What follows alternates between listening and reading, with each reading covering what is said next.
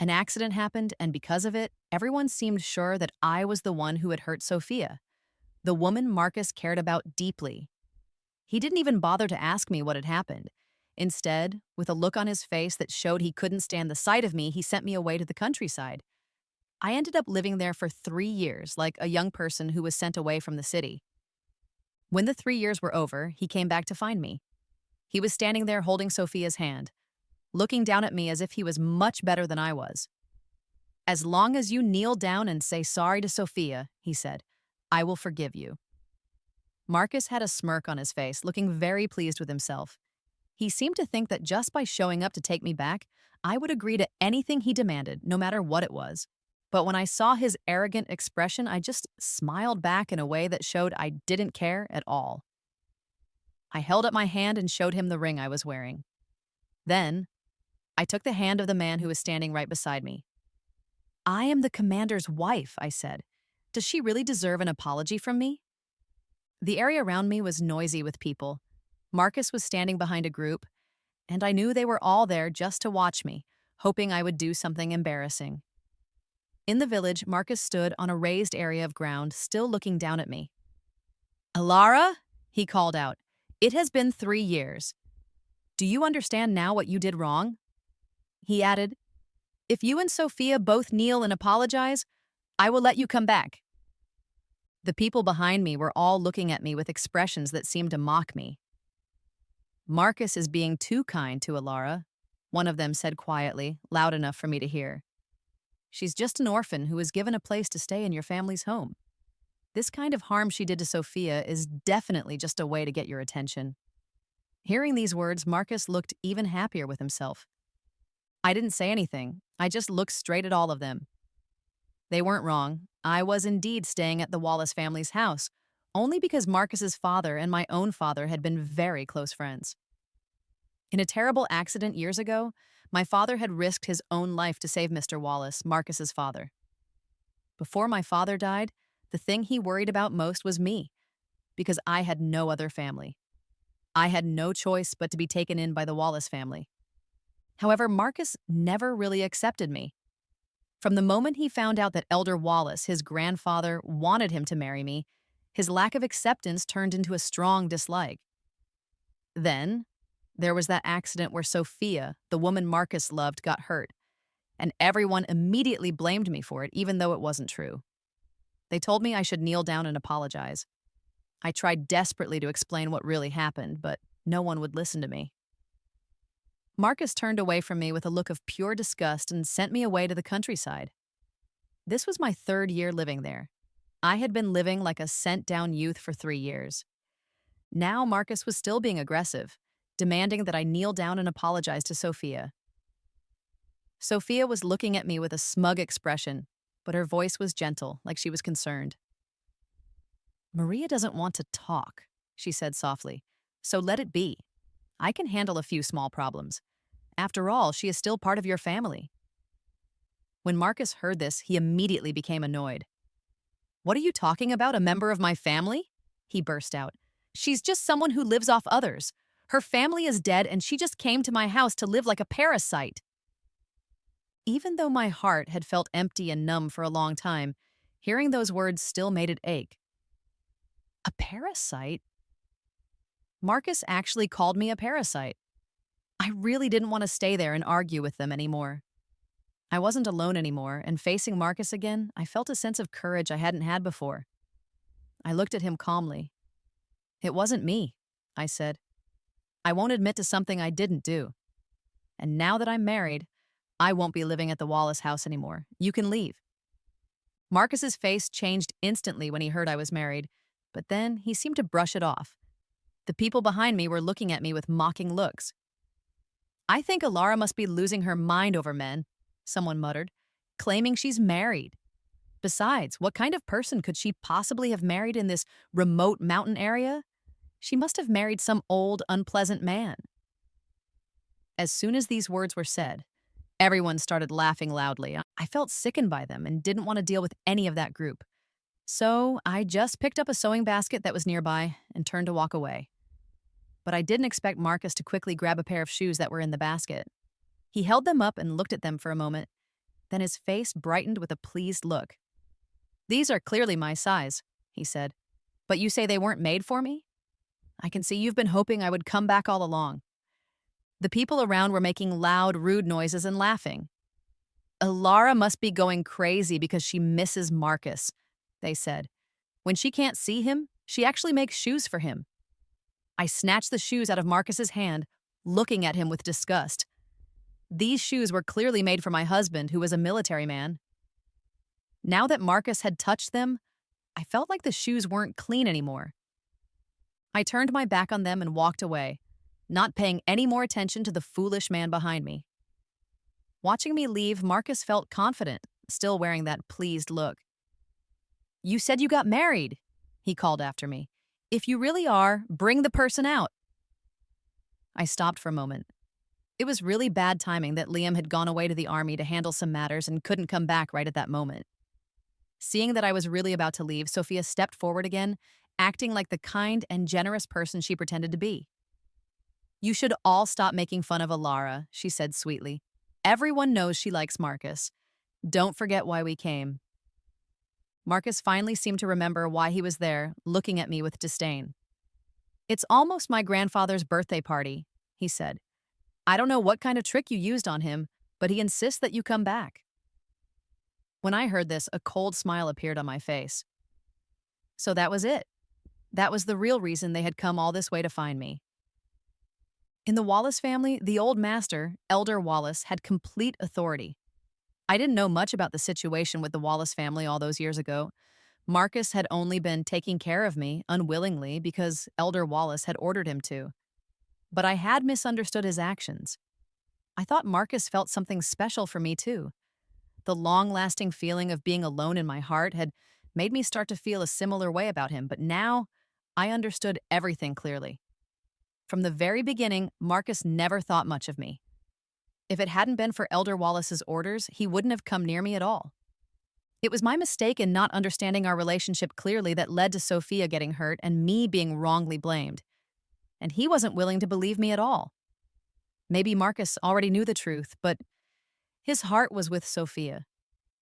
No matter how much I suffered, it was Sophia who he felt needed to be protected and cared for. Seeing that I was silent, Sophia approached me, acting understanding. "Then I will say sorry to Alara," she said softly. "It was my own carelessness that caused me to get hurt back then, and the old master is waiting for you, so you should really go back." I hadn't even had a chance to answer, but suddenly Marcus got very angry. He stood in front of Sophia, looking at me with a face full of protectiveness. "Alara, how can you be so without shame? Whether you go back or not is your choice. I've already said what I needed to say." Looking at the scene in front of me, a cold smile touched my lips again. Marcus claimed to be my fiancé, but what was he doing right now? Holding another woman right there in front of the person he was supposed to be engaged to. If this had happened before, I would have definitely felt sad and angry all by myself. But now, I didn't care at all. I had completely removed Marcus from my heart. Seeing that I wasn't showing any signs of stopping, Marcus behind me started yelling insults. The people behind him were also making cruel jokes. "Marcus, don't worry," they said. "She'll definitely be kneeling and begging for mercy soon." I didn't say anything back. I just threw away the half-finished shoes from the sewing box. I found things that Marcus had touched to be disgusting now. I didn't want Liam to wear anything that Marcus had put his hands on. Even though I felt a deep dislike for Marcus and those people from the city, Elder Wallace had been kind to me. If he hadn't sent someone to find me back then, I might have died from hunger outside. No matter what, this was Elder Wallace's 70th birthday, and I knew I had to go back. In fact, when I married Liam, I could have left the countryside already. But I couldn't bring myself to leave, and I wasn't really ready to face a new life. However, my peaceful life was interrupted when Marcus arrived. I thought that since I was married, I had to bring Liam home with me no matter what. I called him, and Liam said he had some important things to take care of, but would arrive soon. I didn't go back with Marcus. By the time I arrived, the birthday party had already started. A few years ago, the Wallace family had made a good amount of money in business. And with the good name Elder Wallace had built up over the years, they were quite well known in the area. However, in recent years, with the family business in Marcus's hands, things had started to go downhill. I arrived at the house, which felt both familiar and strange, and just stood still at the doorway for a moment. People carrying gifts were coming and going, and surprisingly, Sophia was standing at the entrance with Marcus, welcoming guests. It looked as if she was already the lady of the house, and a sarcastic smile touched the corners of my mouth. Almost everyone in the Wallace family knew that Marcus liked Sophia, but the Wallace family would absolutely never allow Sophia to actually marry into the family. This was simply because Sophia's job was seen as very improper in that time. They said she worked as a dancer, but who knew what shady things she really did in private? In the 1980s, when people's ideas were still very old-fashioned, and the Wallace family had been a respected family for 100 years, how could they possibly let someone like her join their family? Sophia decided to stand at the door to greet guests, not knowing what Elder Wallace would think about it. Seeing me come alone, Marcus looked at me with a mocking expression. "You said you wouldn't come," he said, "but in the end, you still did. And what about that husband you talked about?" I looked at Marcus without showing any emotion. "What's the hurry?" I asked him. "He'll be here soon." Marcus stepped closer, looking at me in a way that made me feel exposed. "What are you pretending for?" he asked. "I know that husband you mentioned is fake. You just want me to pay attention to you. Today you need to kneel down and apologize to Sophia, and maybe I will forgive you. Otherwise, I will break off our engagement." A cold smile appeared on my face as I looked at him with a mocking expression. "I'm really sorry," I said, "but I already have a husband. And wasn't our engagement called off a long time ago?" Marcus didn't expect that I would still refuse to give in. He seemed to think that if I just knelt down and apologized, he would forgive me, and I would jump at the chance. The opportunity, as he saw it, had been offered to me, yet I refused to take it. His expression changed instantly, and he let out a cold sound like a snort. "I really want to see if your so-called husband actually shows up today," he said. I remained calm. Marcus still wanted to stand in front of the door and stop me from going in, but Elder Wallace had already sent someone to wait for me at the entrance. I walked smoothly into the Wallace house, and for just a moment, I saw Sophia's face twist with anger when she saw me, but it was quick, and no one else seemed to notice. Looking at the rich, oily foods that were spread out, I suddenly felt a bit sick for no clear reason. I just thought I had eaten something cold that upset my stomach, and I didn't think anything more of it. The birthday party had just begun, and many people had come to celebrate Elder Wallace's 70th birthday. However, Elder Wallace spotted me right away. He must have been waiting for me on purpose. Elder Wallace looked at me with a warm expression, his gaze making me feel like he was looking at a granddaughter-in-law he cared about deeply. And sure enough, his next words were, "After 3 years, you've become even more beautiful. You and Marcus aren't young anymore. When will you think about getting married? I want to hold my great-grandson before I die." Elder Wallace looked at me with hopeful eyes, while Marcus, who was standing beside him, suddenly looked very nervous when he heard this. Everyone's attention was almost entirely on me, because the old master in the Wallace family was a man of strong will. If he said something, no one else could really refuse. I wanted to refuse as soon as I opened my mouth, but before I could say anything, Marcus beside me couldn't seem to hold back any longer. He looked anxious. "Grandpa," he said, "I think I'm still young and don't want to get married yet. And besides, Ilara isn't good enough to marry into our family." Hearing this, Elder Wallace instantly became very angry. He had never imagined that his grandson would speak to him like that. "Everyone is equal," he said sharply. "Our Wallace family is just rich, but we are not a family with a long, noble history." Elder Wallace hit his walking stick heavily on the floor. "Marcus, when did you become like this, you brat?" he yelled. "You're 27 years old and you still think you're young? You've wasted so many years of Ilara's life. What do you plan to do now?" Faced with Elder Wallace's anger, Marcus looked a bit scared, but behind him, Sophia was looking at him with a look of eager anticipation. He knew he absolutely could not lose face in front of the woman he cared about. Marcus clenched his teeth and spoke firmly. "I will absolutely not marry Ilara." Seeing that Elder Wallace's birthday party was about to be completely ruined, I suddenly stood up and looked at Elder Wallace with a serious expression. "Thank you for your kindness, Elder Wallace," I said. "If you hadn't taken me in back then, I might have already died outside." I paused, then continued, "However, I cannot marry Marcus because I am already married." While everyone watched, I showed them the ring on my hand. Elder Wallace quickly reacted and started asking questions. "Maria got married. Why didn't anyone tell me?" Under everyone's watchful eyes, Marcus was being questioned by his grandfather. How could he handle this anger? He seemed to think that this was all part of my plan. It was as everyone was forcing him to marry me that he looked completely disgusted and roughly pushed me to the ground. Before he could even ask me anything else, I fell down, holding my stomach because I was in pain. Seeing me like this, the crowd was instantly surprised. Some people even whispered, holding her stomach, could she be pregnant? When Sophia heard this, she immediately looked happy. Now everyone thought I was unmarried, and in that time, an unmarried pregnant woman was always looked down upon. Sophia held back a laugh and pretended to be kind as she came forward to help me up. "Elara," she said softly, "you didn't say you were pregnant earlier. Even though the child's father isn't great, but after all, he is the father of the child, so you have to bring him here no matter what you say." All I could hear were the mocking voices around me, and I was in so much pain that I couldn't really think clearly, but I still instinctively put my hand over my belly. I could hardly believe it myself. Pregnant. Was I really pregnant? It seemed that I desperately needed to find out if I was actually pregnant, and I was quickly taken to the hospital. But now I had Elder Wallace protecting me, and no one dared to do anything to me. It would be a lie to say I wasn't nervous while waiting for the doctor to tell me the results. "You're pregnant," the doctor said, "already 3 months along." From the moment those words were spoken, I couldn't hear anything else. I was completely frozen in place, unconsciously stroking my belly with a wide smile on my face. I was actually pregnant. Liam and I were going to have a child.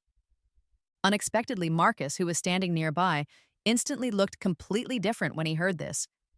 He grabbed my neck with his large hand, looking at me fiercely.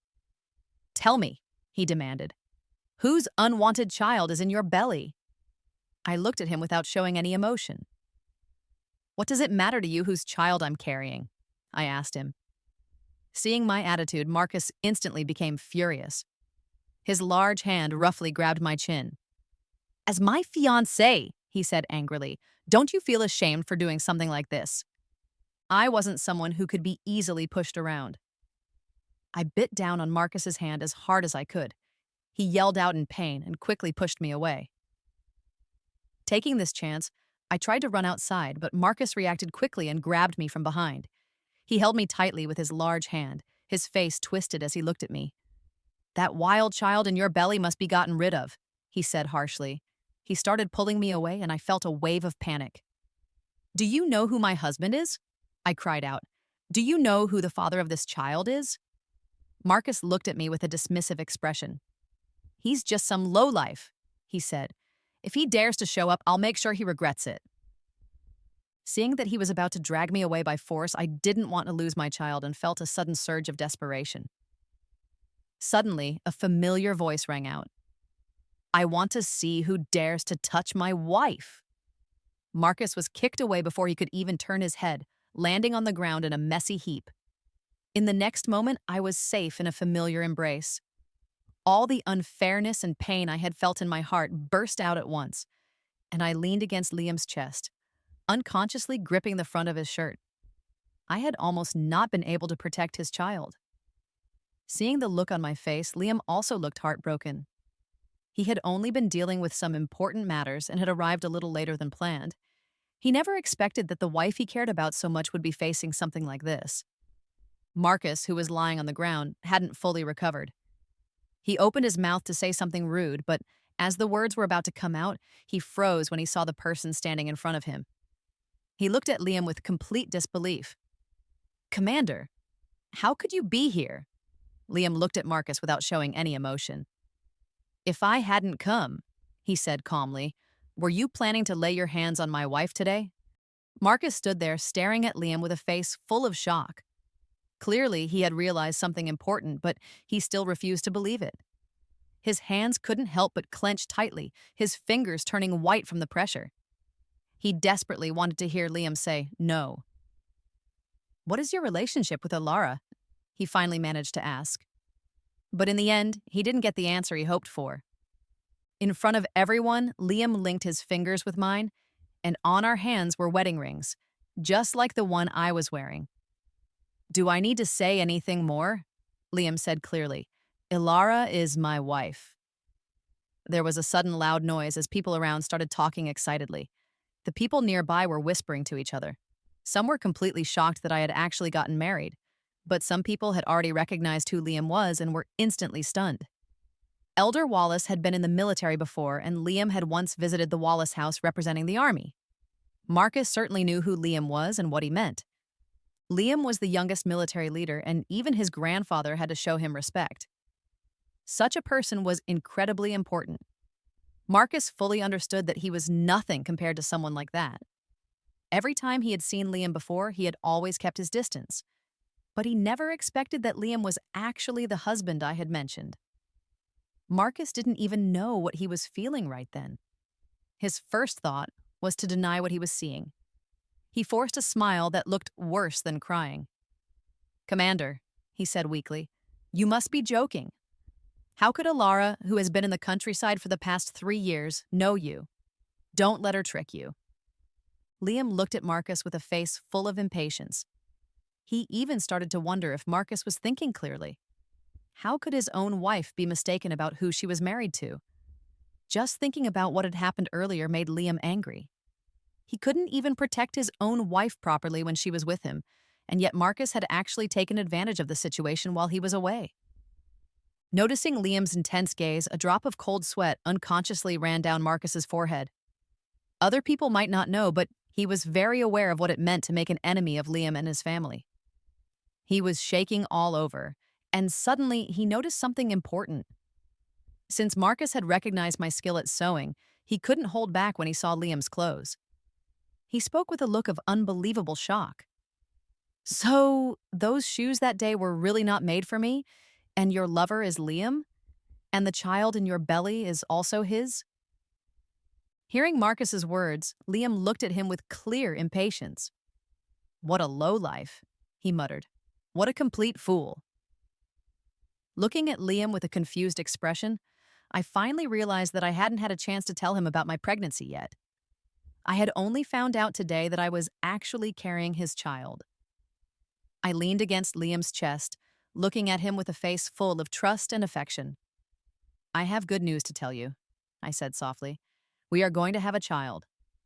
Liam, when he heard my words, instantly looked surprised, and then his face lit up with pure joy. His large hand covered my abdomen gently. "A child?" he repeated.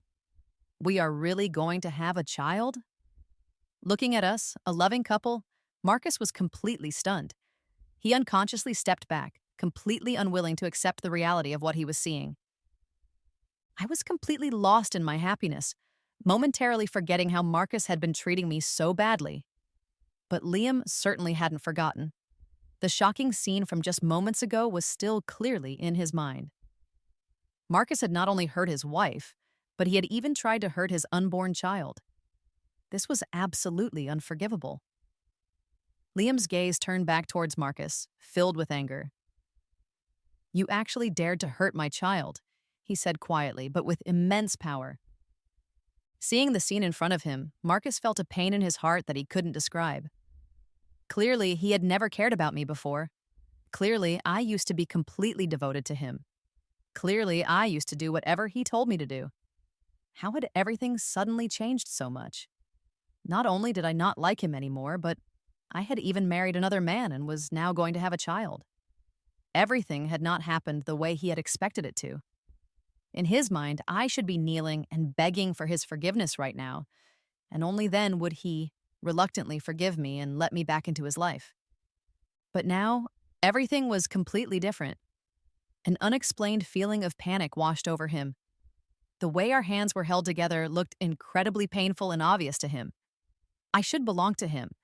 We had a marriage agreement made a long time ago. He had only sent me away to the countryside for 3 years. How could everything be so different when I came back? There were simply too many people watching around us.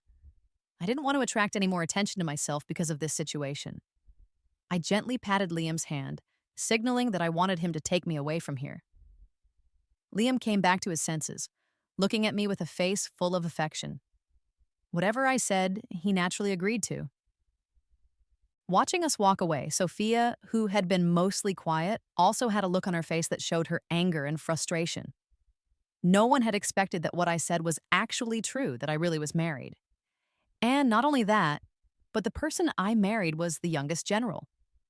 Even though many people didn't know Liam personally, just based on his military rank and how he looked, everyone could tell that he was much more powerful and important than Marcus. Among the crowd, there were people who were jealous and people who were envious. No one had expected that I, an orphan who had been sent away to the countryside, could actually marry such an outstanding person. But no matter how much they envied me, it didn't change the facts. Since Liam found out I was pregnant, he insisted on taking me home right away. As soon as I arrived at the Miller family's house, I was welcomed with open arms. Mrs. Miller treated me like her own daughter, taking care of me very carefully, worried that I might not be looked after well enough. Even Mr. Miller, when he heard the news that he would soon have a grandson, spent his days telling all his friends and old military companions about it with a proud look on his face. These past few days, lying in bed without having to move, no matter what I needed, there was always someone there to help me. The Miller family treated me like a precious treasure, afraid that I might get hurt in any way. Seeing Liam so worried about me, I felt a mixture of amusement and helplessness. But deep down, I also felt a sense of satisfaction that I couldn't explain. Since both of my parents had passed away, I hadn't felt this kind of care and warmth for a very long time. This is what it felt like to have a real family. I was so touched by their kindness. I truly felt that I had married the right person. My meeting with Liam had also been by chance. At that time, he was chasing a criminal but got hurt unexpectedly during the chase. I happened to find him and took care of him for several days. He left early one morning before his injuries had fully healed. I thought we were just two people passing each other in life, and that we would never see each other again. But I didn't expect to see him again, and this time, he saved me. I had come to the countryside all alone, young and, I suppose, pretty. The older single men in the village saw me as a young girl and had been interested in me for a while. One person couldn't fight off the efforts of 4 men who cornered me. I was forcibly dragged into the cornfield. Seeing that I was about to be seriously harmed, I was already thinking about ending my own life. But just at that moment, the older man who was holding me down suddenly flew up into the air. In the next moment, all of them were lying on the ground, crying out in pain. At that moment, Liam seemed like a god who had come down from the sky to save me. In the end, those last few bad men were all sent to prison. I knew who he was, and I thought he would leave soon after that. But, surprisingly, he stayed in the village. It was only later that I found out he had taken time off from the army for several years, just so he could come back and be near me. He said he had come to recover from his injuries, but really, he just wanted to stay by my side. With his thoughtful care, I couldn't help but start to have feelings for him. Our relationship grew steadily. He spent a lot of time with me at first. However, he eventually had to go back to the army and, slowly, the time we spent together became less and less.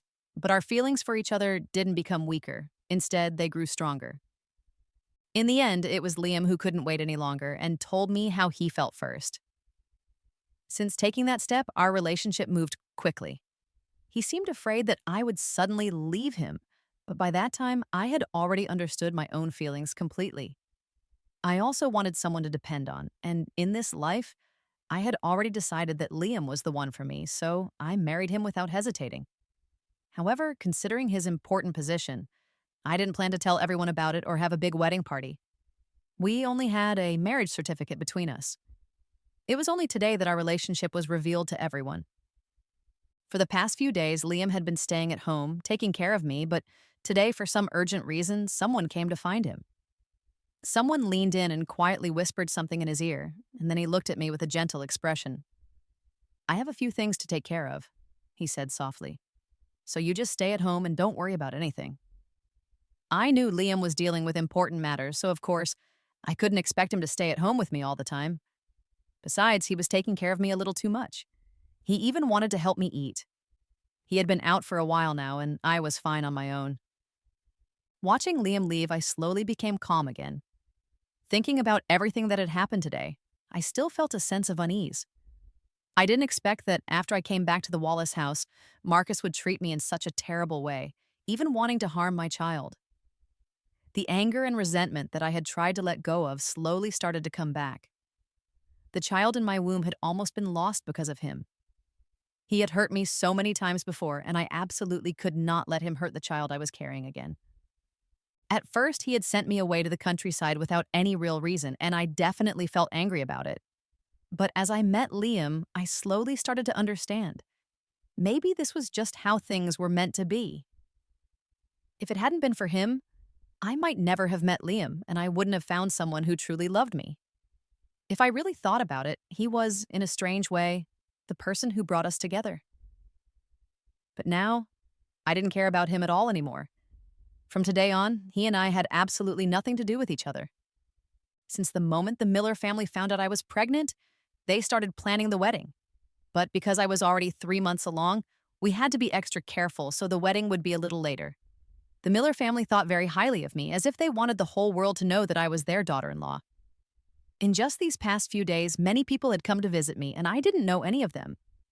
However, Mr. Miller had a proud look on his face as he bragged to his old friends that he was going to be the first one among them to have a grandson. Among these visitors, I was quite surprised to see Marcus. Of course, he couldn't come in by himself. He came with Elder Wallace. No one expected that I, an orphan with no parents, could actually marry Liam. Liam was an example for others his age, and everyone who talked about him said only good things. Seeing Elder Wallace, I still felt a lot of respect for him. When he saw me, Elder Wallace couldn't help but sigh. "It is our Wallace family that wasn't lucky enough," he said sadly. "But now seeing you doing well, I feel relieved." I was busy talking to Elder Wallace, completely ignoring Marcus, who was standing beside him. Marcus didn't seem to notice that I was ignoring him at all. It wasn't until I was holding my stomach and heading back upstairs that he suddenly grabbed my hand. His eyes were fixed on me as if he wanted to see right through me. He was gripping my wrist tightly, and I felt pain as I looked at him with annoyance. "What do you want?" I asked. Marcus gritted his teeth, each word coming out slowly and sharply. "Do you know how much you made me look bad?" he demanded. "It's all because of you that everyone knows my fiancé was unfaithful to me." A cold smile appeared on my face as I looked at him in a mocking way. "Fiancé?" I asked. "I remember you never said that I was your fiancé." Marcus was silenced for a moment by what I said, but he quickly got his thoughts together. He stared at me intensely. "Anyway," he insisted, "it's you who wasn't loyal. It's you who betrayed me." I had never known before that Marcus could be so shameless. He actually said that I was the one who had betrayed him first. I forcefully pulled my hand away from his and looked at him with a cold expression. "Then what do you call spending all your time with Sophia?" I asked. Unexpectedly, Marcus didn't get angry when I asked him this. Instead, a hint of a strange, knowing smile appeared on his face. "I knew it all along," he said softly. "All the things you've done were just to get me to pay attention to you. As I expected, you still care about me." He stepped closer. "I have nothing to do with Sophia anymore. If you get rid of the child, I am willing to let you come back to my side." I had never met such a person who had absolutely no shame. I wasn't going to waste another moment on such a foolish man. I turned to leave, but Marcus wouldn't let me go. He was pulling at me, and being pregnant, I was naturally weaker. I could see that he was about to pull me down the stairs. I could even hear the gasps of the people around us. At that dangerous moment, I fell into a familiar, strong embrace. Immediately, Marcus was hit hard and fell to the ground, and blood instantly started to come from the corner of his mouth. The scene was chaotic. No one expected something like this to happen. Mr. Miller and Mrs. Miller rushed to my side, and almost everyone who was there had seen what happened just before. It was Marcus who had started the problem, grabbing me and even trying to pull me, a pregnant woman, down the stairs. Liam looked at Marcus with a fierce expression. He had let him go last time, but surprisingly, in front of everyone, Marcus had dared to try and hurt me. "Get out of here," Liam ordered. "Stay out of my sight forever. If I see you again, I will definitely not go easy on you." Marcus's face twisted for a moment, but he simply could not stand against Liam. He could only awkwardly get up from the ground and quickly hurry out. Even Elder Wallace looked embarrassed. He hadn't expected that his good idea of bringing his grandson to try and make things better between us would lead to something like this happening today. He quickly said he was sorry. How could I let such an old and respected man apologize to me? "This is all Marcus's fault," I said to him. "It has nothing to do with you." From beginning to end, the only person I blamed was Marcus. Elder Wallace had treated me well, and he was the first one to care about me when I was sent away to the countryside. But after all, as people get older, there are limits to what they can do. Some things were just too much for him to handle. But starting today, I had truly finished things with the Wallace family completely. Knowing everything that had happened today, Liam couldn't help but want to personally hit Marcus himself. He had never seen such a shameless person. I was already his wife, yet Marcus still shamelessly came to bother me. However, he couldn't act the way he wanted to because of his job, but he still felt a deep, burning anger. He knew that his wife and child had almost been harmed by Marcus. How could he not care about that? But for now, he could only keep his feelings inside. The child in my belly was getting bigger, and the pregnancy was becoming more stable, and Liam was starting to focus on the wedding plans. I also felt a sense of relief. I didn't want Liam to get into any trouble because of me. While I was recovering at home, I unexpectedly heard some news. The woman who had always seemed so gentle and kind, Sophia, had actually given Marcus a drug without him knowing. The two of them were caught by the police who were looking for illegal activities. Sophia tried to explain that they were a couple, but Marcus was unconscious, and the police didn't believe her. Without being gentle at all, he was arrested, and this made the whole situation much worse. Sophia begged desperately, saying she didn't want to go to jail. Marcus was forced to admit that he was in a relationship with Sophia in order to save her from prison. The news that the two of them had been caught in public doing something illegal spread quickly, and they became something that everyone laughed about. Elder Wallace was even more furious. He stated clearly that as long as he was alive, he would not allow Sophia, the dancer who had brought shame to their family's good name, to marry into the Wallace family. Everyone thought Marcus would marry Sophia after this, but surprisingly, Marcus didn't say anything about marriage. He even slowly started to stay away from Sophia. But how could Sophia give up so easily? This was something she had worked very hard to get. So she kept bothering Marcus constantly, acting completely different from how she had seemed before. Marcus also started to realize that Sophia had tricked him. He thought about me. I was smart, I was good-looking, and the older people liked me. Yet he had chosen Sophia, who everyone disliked. After getting to know Sophia again in this terrible way, he unconsciously started to look into what really happened the year of the accident. It was only then that he discovered everything that had happened was a plan made by Sophia herself. She had trapped herself. It had nothing to do with me at all. Recently, Marcus had been completely lost in his thoughts, thinking about everything that had happened again and again. If he had just firmly chosen me back then, if he had believed me, maybe things would be different now. Maybe the person who was with me now would be him, and the child I was carrying would also be his. It was only now that he realized how he truly felt about me. It turned out that he had already fallen in love with me a long time ago without even realizing it himself. But he had been completely influenced by the people he called his friends who were around him. Everyone said I wasn't good enough for him, and even he himself believed it. So he completely ignored how I felt and even foolishly found someone else to be with. He allowed this person to lie about me to set me up, and he sent me away to the countryside for 3 years. 3 years is enough time for many things to change, including how I felt about him. Maybe at first my feelings for him were indeed different, but as time goes by, everything changes. Marcus thought about these things more and more, and he slowly started to become completely out of his mind. When he heard the news that I was married, he couldn't stand it anymore. His dark thoughts led him to plan something terrible. On the day of the wedding, I was feeling a bit nervous but also excited. Suddenly, there was a knock at the door, and I turned my head without thinking. The next moment, I didn't know anything. When I woke up again, I found myself in a lonely, empty area, with my arms and legs tied up so I couldn't move.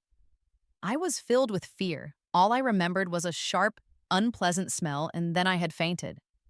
I knew that I had been kidnapped, but who would kidnap me? Then a person I knew appeared in front of me. Seeing Marcus standing there, I froze, staring at him with complete disbelief. The person who had kidnapped me turned out to be Marcus. I forced myself to stay calm. He must have a reason for taking me. Did he want money? I pretended to be calm as I looked at him. "Marcus," I said, trying to keep my voice steady, "do you know what you are doing? Kidnapping is against the law." Hearing my words, Marcus instantly became completely insane. His eyes were red as he stared at me. "This is all your fault," he screamed. "You clearly liked me before.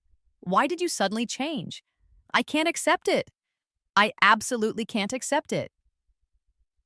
I really didn't understand how Marcus was thinking at all. He had clearly given up on me, sent me away, looked down on me, and in the end, who was he pretending to have such deep feelings for?